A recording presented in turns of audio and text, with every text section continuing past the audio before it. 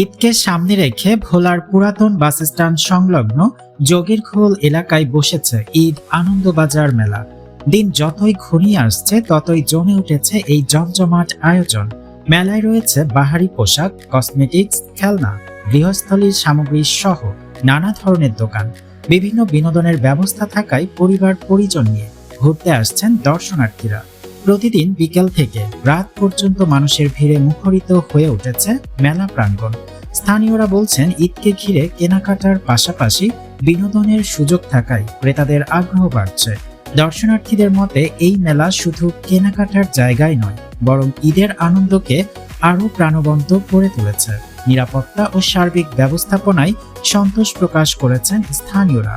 সব মিলিয়ে ঈদের আমেজে ভোলার যোগীরখোলের এই আনন্দ বাজার মেলা হয়ে উঠেছে উৎসবমুখর মিলন মেলা।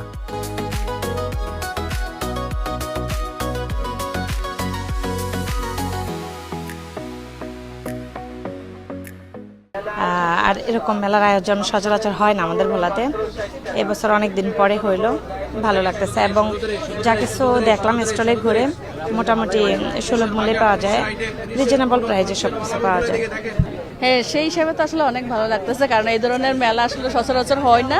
তো যখন নাকি এই ধরনের মেলাগুলো আসলে হয়ে থাকে আসলে অনেক ভালো লাগে।